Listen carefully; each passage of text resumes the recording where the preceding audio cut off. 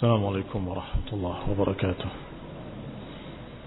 إن الحمد لله نحمده ونستعينه ونستغفره ونعوذ بالله من شرور أنفسنا ومن سيئات أعمالنا.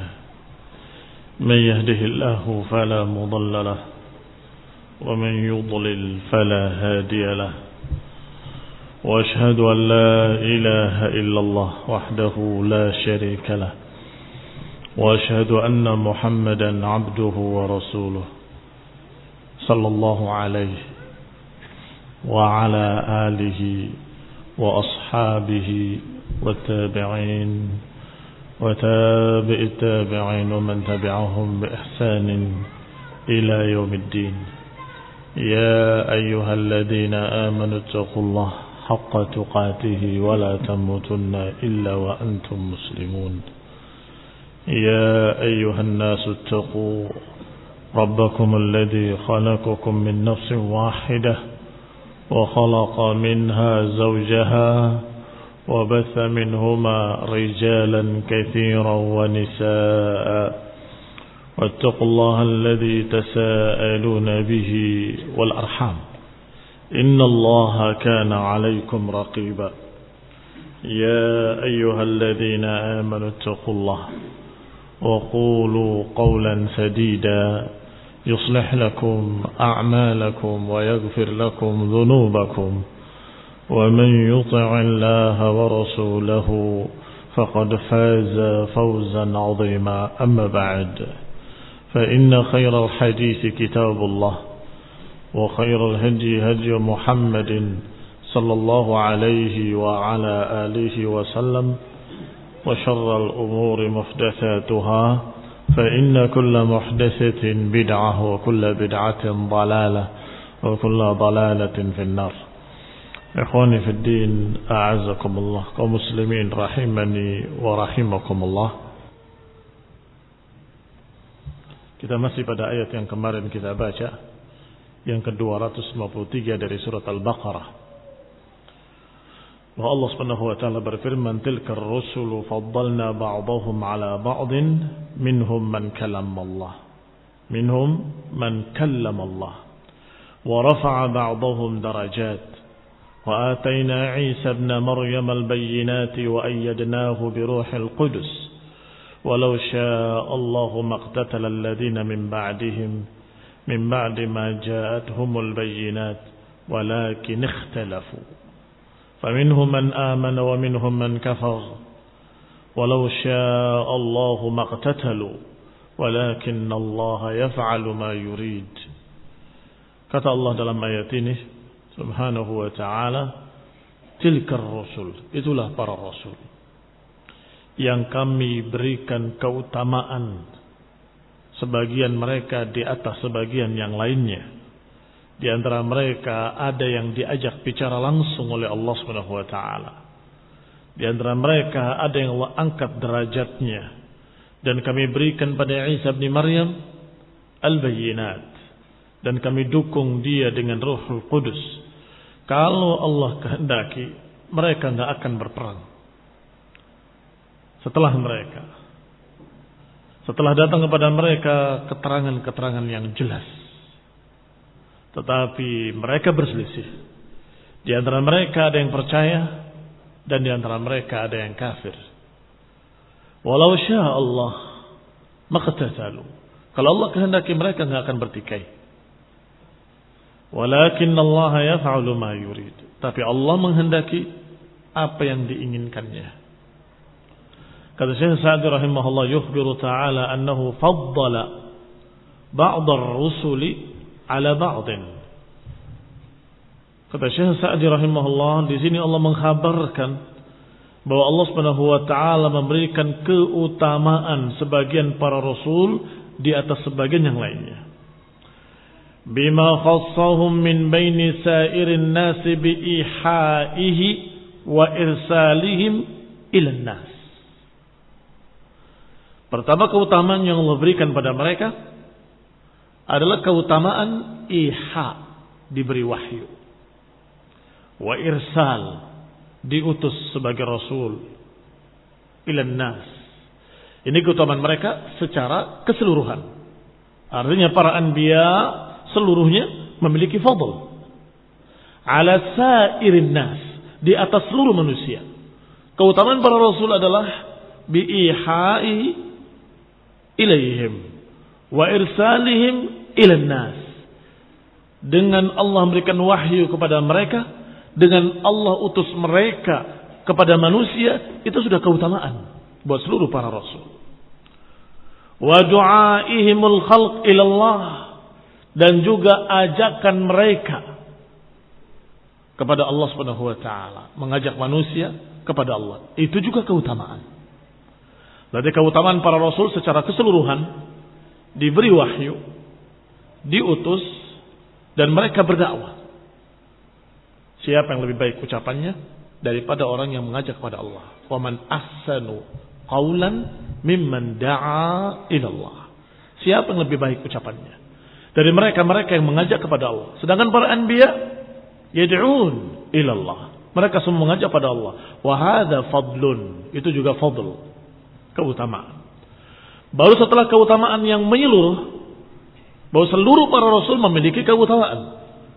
Di antaranya 3 perkara. Ihaihi ilaihim, yani iha'ullah ilaihim, wa irsalihim ilan nas, dan yang ketiga da'watuhum ilan nas. Baru kemudian thumma faddala ba'dahum ala ba'd. Kemudian Allah utamakan sebagian mereka di atas sebagian yang lain. Tidak sama keutamaannya. Mereka semua utama dengan 3 keutamaan tadi. Tetapi di antara mereka ada yang memiliki kelebihan, keutamaan tertentu yang tidak pada yang lain.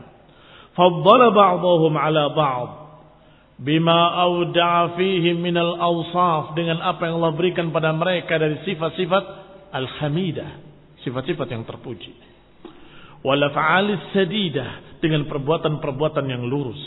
Wan naf'il 'am, dengan manfaat yang umum menyeluruh. Faminhum man kallamahu Allah, di antara mereka ada yang langsung diajak bicara oleh Allah Subhanahu wa taala. Ka Musa ibn Imran, seperti Musa bin Imran alaihi salam, khassahu bil kalam, dijuluki dengan kalimur rahman, yakni diajak bicara langsung oleh Allah Subhanahu wa taala.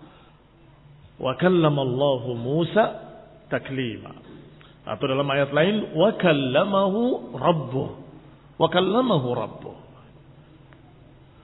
Wa minhum man rafa'ahu ala sairihim, dan di antara mereka ada yang Allah angkat derajatnya di atas seluruh para rasul. Kanabiyina, seperti nabi kita, Nabi Muhammad sallallahu alaihi wa ala alihi wasallam. Allazi ijtama'a fihi min al-fada'il ma tafarraqa fi ghairihi, yang terkumpul padanya keutamaan-keutamaan yang terpisah-pisah pada mereka para rasul. Ini memiliki keutamaan ini, yang ini memiliki keutamaan itu, yang ini memiliki ini. Semuanya terkumpul pada Rasulullah sallallahu alaihi wa ala alihi wasallam. Wa jama'a Allahu lahu min al-manaqib ma faqa bihi al-awwalin wal akhirin. Allah kumpulkan baginya keutamaan-keutamaan yang menyebabkan beliau menjadi fauq, di atas seluruh para rasul. Al-awwalin wal akhirin, yang terdahulu maupun yang belakangan. Ini keutamaan mereka para anbiya berbeda-beda, dan yang memiliki derajat yang tertinggi adalah Nabi Muhammad sallallahu alaihi wa ala alihi wasallam.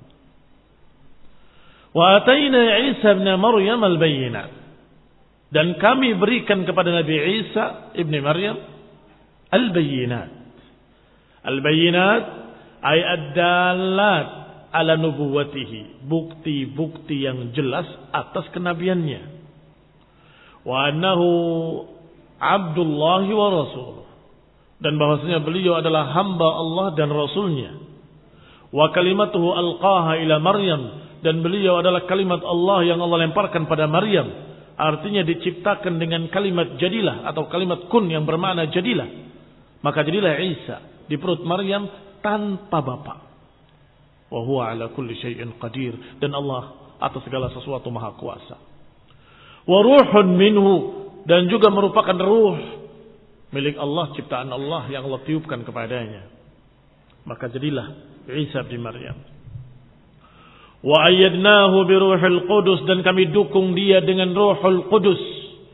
Ruhul qudus maknanya adalah al-iman wal yaqin, didukung dengan keimanan dan keyakinan. Alladzi ayyadahu bihi Allah, yang Allah dukung dia dengannya.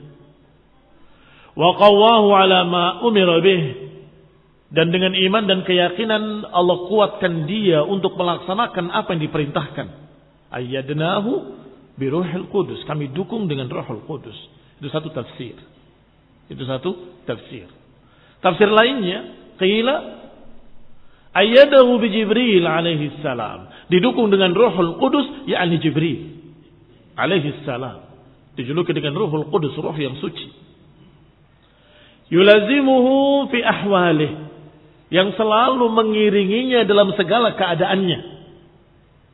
Isa alaihi salam, itu keutamaan beliau alaihi salam. Diberi oleh Allah Subhanahu wa taala bukti-bukti kerasulannya dengan sangat meyakinkan. Yubri'ul akmah wal abras, menyembuhkan penyakit kulit, menyembuhkan penyakit kusta, dan lain-lain. Walau syaa Allah maqtatala alladziina min ba'dihim min ba'di ma ja'atuhumul bayyinat. Kalau saja Allah kehendaki, mereka enggak akan bertikai, mereka enggak akan berperang setelah datang kepada mereka penjelasan-penjelasan, bayyinat al-mujibah lil ijtima'. Karena yang namanya bayyinat, keterangan-keterangan yang jelas, dalil-dalil yang gamblang, ini akan mempersatukan manusia. Seharusnya bayyinat dijuluki al-bayyinat karena dia bayyin, jelas, terbukti kebenarannya secara jelas. Kalau saja mereka jujur, hati-hati mereka akan berkata ini hak. Hanya saja sebagian mereka tidak jujur, membohongi dirinya sendiri. Walaupun hatinya melihat itu kebenaran, mulutnya berkata itu batil. Walaupun hatinya memiliki keyakinan bahwa itu hak, tetapi mulutnya menyatakan aku tidak percaya. Apa kata Allah? Jahadu biha wastaiqanatha anfusuhum zulman wa uluwa. Wajahadu biha wastaiqanatha anfusuhum zulman wa uluwa. Mereka menentangnya dalam keadaan hati-hati kecil mereka percaya. Mereka menentangnya dalam keadaan istaiqanatha anfusuhum, dalam keadaan jiwa-jiwa mereka yakin itu hak. Mengapa? Kalau yakin itu hak, kenapa ditolak? Kalau yakin itu hak, kenapa dia tentang? Zulman wa uluwa, karena kezaliman dan karena kesombongan, gengsi mau menerima. Harusnya dengan bayinah tadi nggak ada pertikaian. Ini buktinya, selesai. Seringkali kita mendapatkan dalil-dalil dan bukti-bukti, ketika kita membacanya, ini dia. Kalau hujjah ini, dalil ini, bukti ini kita bacakan pada mereka, niscaya mereka semua percaya. Ternyata ketika disampaikan tidak. Tidak semuanya percaya. Mengapa? Sunnatullah. Mau apa lagi? Bukan salah keterangannya. Keterangannya jelas. Bukan salah dalilnya. Dalilnya wadihun jali, seperti matahari. Tetapi ada mereka-mereka yang mukabir, sombong, tidak mau menerima. Padahal hati kecilnya mereka percaya itu hak. Ikhwan ibn a'azakumullah. Min ba'di ma ja'athumul bayyinat. Padahal telah datang kepada mereka al-bayyinat, al-mujibah lil ijtima', yang mengharuskan mereka bersatu alal iman, di atas iman. Walakin ikhtalafu, tetapi tetap mereka berselisih. Mengapa kok berselisih? Padahal ada bayyinat. Karena ada yang percaya, ada yang tidak percaya. Walakin ikhtalafu, faminhum man amana wa minhum man kafar. Di antara mereka ada yang percaya, di antara mereka ada yang kufur, ada yang mengingkari. Itu masalahnya. Fakana mujibu hadzal ikhtilaf wat tafarruq fakana mujibu hadzal ikhtilaf at-tafarruq wal mu'adah wal muqatalah. Akhirnya konsekuensi dari perselisihan mereka adalah perpecahan. Wal mu'adah, permusuhan.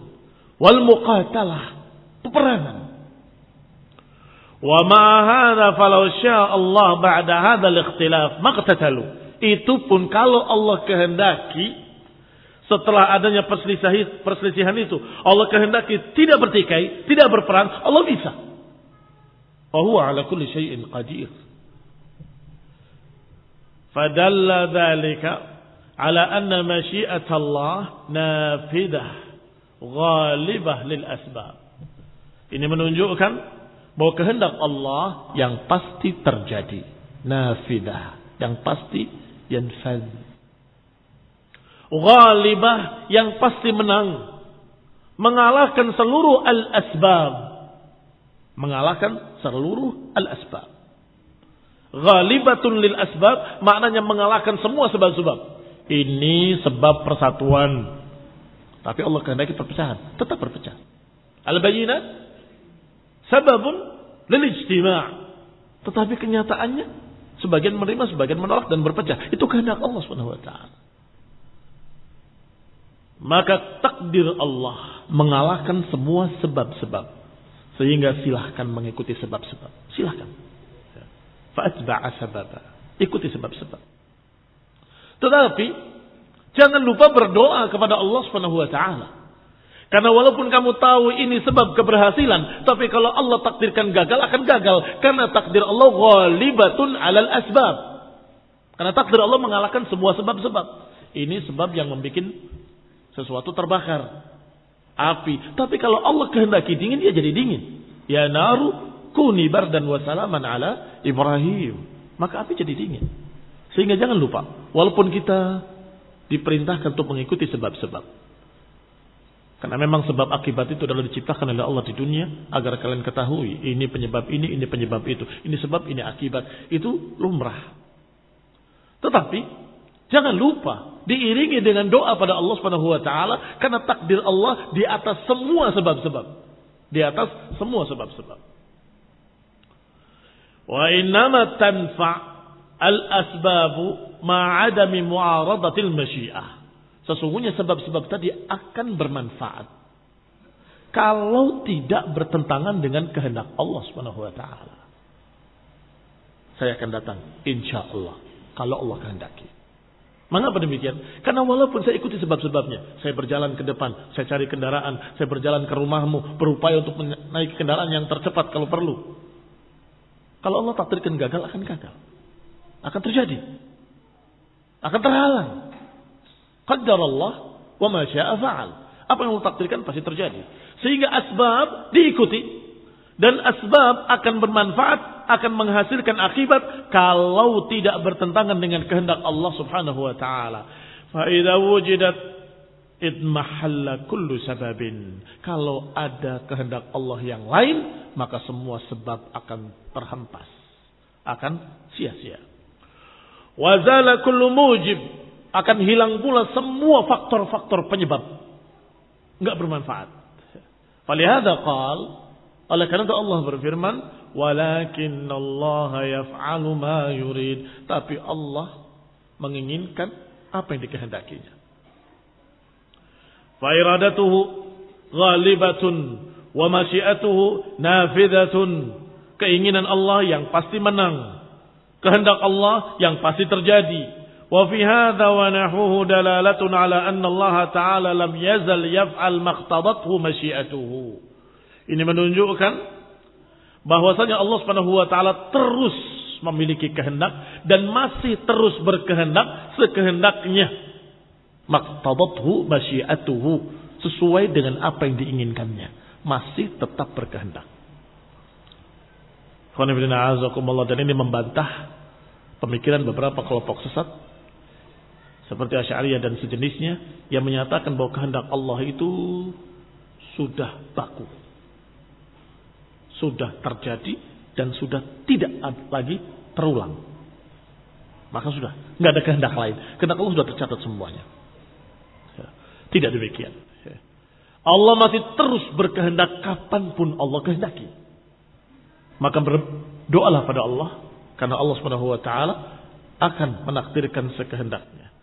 Fa iradatuhu ghalibatun wa masyiatuhu nafidatun.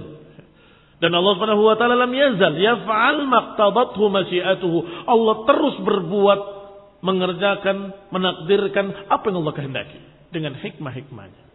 Wa min jumlati ma yaf'aluh, dan di antara apa yang Allah lakukan dan Allah kehendaki adalah apa yang Allah kabarkan tentang dirinya. Wa akhbara bihi anhu rasuluh, dan dikabarkan juga oleh rasulnya tentang Allah. Apa itu?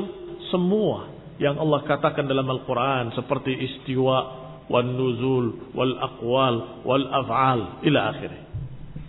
Seperti istiwanya Allah di atas arasnya, seperti turunnya Allah ke langit dunia, seperti berbicaranya Allah, mengajak bicara Nabi Isa nanti yaumul qiyamah, wal af'al, dan perbuatan-perbuatan Allah yang lainnya disebutkan wa jaa rabbuka wal malaku saffan saffa, maji wal ityan.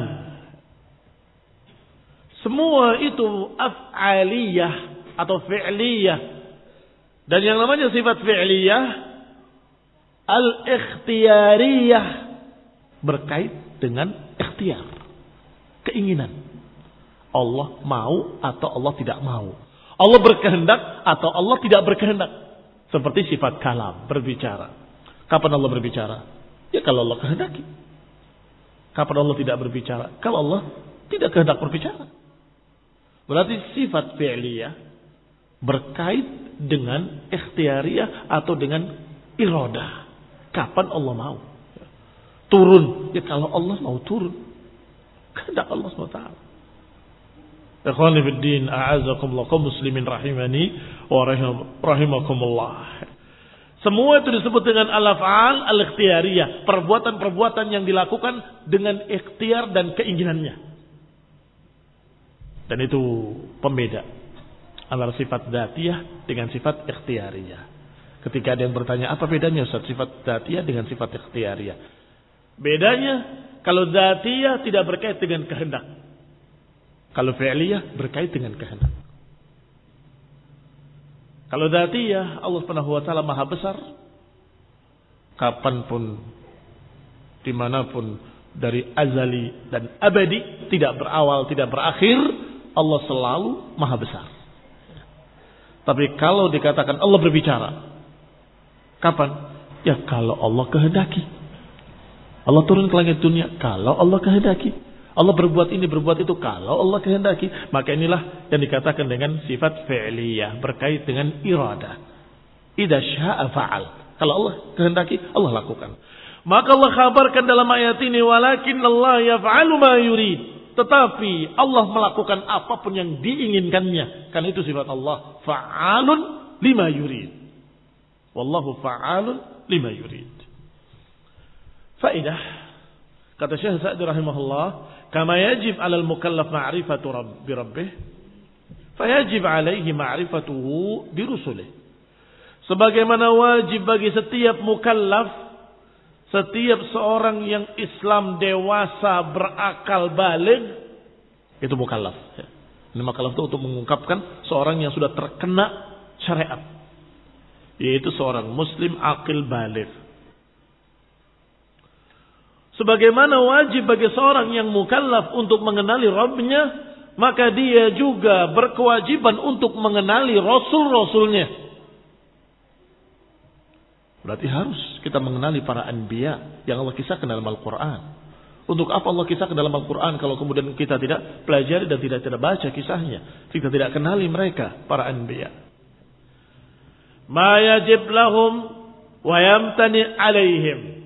Apa yang mesti bagi mereka dan apa yang tidak pantas bagi mereka. Namanya seorang nabi sepantasnya jujur, terpercaya, cerdas, amanah, ila akhirnya. Atau dengan istilah jujur adalah siddiq, amanah, kecerdasannya fatanah.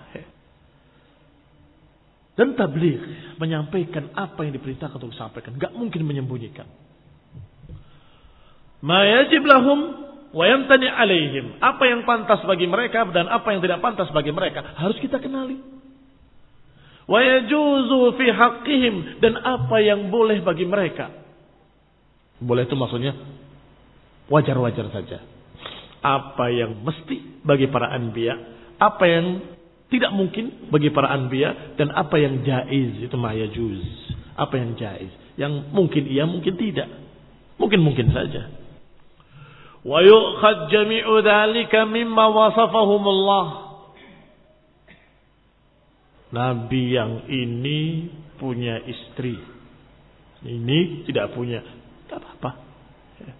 Yang ini menikah, bahkan sekian istrinya dalam syariatnya dibolehkan. Sedangkan Nabi yang ini belum menikah, bahkan sampai nanti akhir zaman turun ke langit dunia, turun ke dunia Nabi Isa alaihissalam dan menikah, karena belum menikah. Sedangkan Nabi Daud memiliki 100 istri. Jaiz, boleh-boleh saja. Tapi kita memiliki 9 istri yang sempat terpegang bersama-sama. Artinya ketika dalam satu waktu. Adapun dalam keadaan yang sudah meninggal dan sebagainya bisa lebih. Ikhwani fillah azakumullah, itu jaiz, tidak masalah. Tetapi pasti, mesti, harus, yang namanya Nabi pasti jujur, terpercaya. Tidak mungkin jadi Nabi kalau tidak amanah. Nabi SAW berkata, ala ta'manuni wa ana aminun man fis sama. Kata Nabi, apakah kalian tidak percaya kepadaku, padahal aku adalah kepercayaan Allah yang di langit.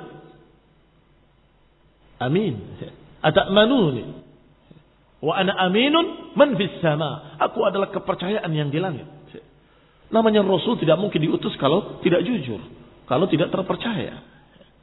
Maka dikatakan di sini oleh Syekh Sa'di rahimahullah, wa yu'khad jami'u dzalika mimma wasafahumullahu bihi fi ayatin muta'addidah. Maka diambil seluruh dari apa yang Allah sifatkan para anbiya di dalam sekian ayat yang berbeda-beda. Kita ambil semua sifat-sifat para anbiya yang Allah kisahkan dalam sekian ayat. Apa saja yang disebutkan kalau dikumpulkan sifat-sifat para anbiya? Pertama, annahum rijalun la nisa. Lihat semua nabi, mereka laki-laki, tidak ada yang perempuan. Rijalun la nisa.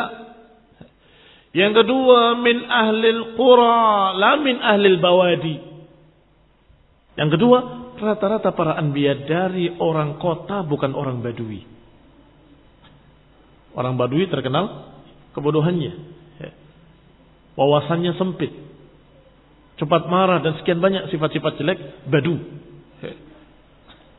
Allah tidak utus para anbiya dari badu, tetapi dari ahlil qura. Bahkan disebutkan min ummil qura fi ummiha rasulah. Diutus dari ummiha, dari tengah pusat kota, karena biasanya wawasan mereka luas. Wa annahum mustafawna mukhtarun. Sifat yang ketiga bahwa mereka orang pilihan, mustafa, mukhtar, dipilih oleh Allah SWT. Jama'allahu lahu minas sifatil hamidah. Dan mereka para anbiya terkumpul pada mereka sifat-sifat yang memang Allah SWT pilih dari mereka. Orang-orang yang seperti itu, sifat-sifat yang hamidah. Ma bil istifa wal ikhtiyar, yang karena itu dipilih, karena itu dia terpilih. Apa saja akan disebutkan oleh beliau. Annahum salimuna min kulli ma yaqdah. Di antara sifat-sifat para anbiya yang mesti pada mereka, mereka selamat dari segala sifat jelek. Yang yaqdah fi risalatihim, yang akan merusak kerasulan mereka, yang akan merusak risalah mereka. Apa di antara sifat yang merusak risalah? Al-kadzib, dusta. Min kadzibin wa khiyanatin wa kitmanin wa uyubin muzriyah. Enggak mungkin para anbiya memiliki sifat-sifat yang akan merusak dakwahnya. Enggak mungkin para anbiya memiliki sifat-sifat yang akan merusak risalahnya. Apa di antaranya? Kedustaan, khianat, menyanyiakan amanat, kitman, menyembunyikan ilmu, atau uyub muzriyah, atau aib yang tidak pantas, yang jelek, sifat-sifat yang memalukan, tidak ada. Wa anahum la yuqirruna ala khata', bahwa para anbiya enggak akan membiarkan kesalahan begitu saja dibiarkan, tidak mungkin. Pasti akan menegur. Khususnya fima yata'allaq birrisalati wat taklif, khusus yang berkait dengan risalah wat taklif. Kalau berkaitan dengan dunia, jaiz. Kadang berbicara, kadang tidak berbicara. Tetapi kalau dengan berkait dengan risalah dan taklif, pasti akan ditegur. Tidak. Laisa kama ta'nun, kata Nabi. Tidak seperti apa yang kalian sangka. Ketika mereka merasa keberatan dengan ayat alladzina amanu wa lam yalbisu imanahum bidzulmin ulaika lahumul amnu wa hum muhtadun, orang-orang yang beriman dan tidak mencampuri imannya dengan kezaliman, maka mereka akan mendapatkan al-amnu wal ihtida, keamanan, ketentraman dan bimbingan hidayah. Syaratnya tidak dicampuri dengan kezaliman. Para sahabat mengira tidak dicampur dengan dosa-dosa. Maka mereka merasa berat. Syaqqa alaihim. Berat. Siapa yang tidak pernah berbuat salah? Sampai mereka bertanya, ya Rasulullah, siapa di antara kami yang tidak pernah berbuat dosa, yang tidak pernah menyampuri imannya dengan dosa? Nabi menjawab, laisa kama taqulun, dalam riwayat. Laisa kalladhi ta'nun. Innama dzalikumus syirk. Yang dimaksud adalah kesyirikan. Tidakkah kalian dengar ucapan Abdul Saleh? Ya bunayya la tusyrik billah, inna syirka la zulmun azim. Maksudnya jangan dicampuri dengan kesyirikan. Diluruskan oleh Nabi SAW. Ketika mereka salah, diluruskan. Ketika ada mereka yang keliru berbicara, Nabi langsung naik ke mimbar. Minkum man yaqulu kada wa kada. Minkum man yaqulu kada wa kada. Tidak demikian. Dibantah oleh Nabi SAW. Dan itu sifat para anbiya. Wa anna Allah Ta'ala khassahum biwahyihi. Dan termasuk sifat para anbiya, Allah istimewakan dengan wahyu. Diberi wahyu, mendapatkan wahyu. Falihada wajib al-iman bihim. Oleh karena itu wajib mengimani, wajib percaya dengan apa yang dikatakan oleh para anbiya. Karena mereka yuha ilaih. Karena mereka diberi wahyu. Qul innama ana basyarun mithlukum yuha ilai. Aku manusia seperti kalian. Yuha ilai, hanya saja aku diberi wahyu. Itu bedanya. Maka wajib kita percaya dengan ucapan para anbiya yang mendapatkan wahyu dari Allah, yang jujur, terpercaya, tidak mungkin berdusta. Wa man lam yu'min bihim fahuwa kafir. Maka siapa yang tidak percaya kepada mereka, maka dia kafir. Tidak percaya kepada para anbiya, maka dia kafir. Atau menuduh para anbiya berdusta, maka dia kafir. Atau menuduh para anbiya dengan tuduhan-tuduhan jelek, maka dia kafir. Kalau ada yang berkata Nabi Ibrahim nabi kriminal, maka dia kafir. Kalau ada yang menuduh para anbiya dengan tuduhan-tuduhan yang seperti itu, maka dia kafir. Wa man qadaha fi wahidin minhum aw sabbahu fahuwa kafir. Masih kata Syekh Sa'di rahimahullah, siapa yang mencerca salah satu dari para anbiya, maka dia kafir. Atau menjatuhkan kehormatannya, maka dia kafir. Yatahattam qatluhu, hukumnya adalah qatluh. Yustatab salasata ayyam wa intaba wa illa duribat unuqu. Ini fiqh. Ini kita bicara fiqh. Hukum orang yang seperti ini adalah diminta taubat oleh penguasa. Kalau mau taubat, alhamdulillah. Kalau tidak, duribat unuquh, dipenggal lehernya. Murtad. Tidak sedang mengajarkan untuk kalian saling bunuh, tidak. Tapi mengajarkan bahwa ini hukumnya sangat mengerikan. Mencerca para anbiya sangat mengerikan. Kufur. Kafir yang keluar dari Islam. Di dalam hukum Islam, dalam syariat Islam, maka orang yang seperti ini dipanggil oleh penguasa dan dituntut untuk bertaubat. Wa illa duribat unuquh. Kalau tidak, dia dipenggal lehernya untuk menunjukkan betapa mengerikannya ucapan tersebut. Agar jangan gampang-gampang mereka menyebarkan ucapan-ucapan seperti itu di internet, bahkan buku, penulis kitab dengan judul Nabi kriminal. Astagfirullah. Wa dalailu hadhihi al-jumal katsirah, dan bukti-bukti yang menunjukkan semua tadi, para anbiya jujur terpercaya, para anbiya itu amanah, para anbiya itu fatana, para anbiya itu tabligh, menyampaikan para anbiya. Ini semua adalah diambil dari sekian ayat, sekian dalil. Man tadabbara al-Qur'ana tabayyana lahu al-haqq, thumma qala ta'ala. Siapa yang mempelajari Al-Quran akan jelas, akan tabayyana lahu, akan jelas baginya kebenaran ini. Hanya saja ada pertanyaan.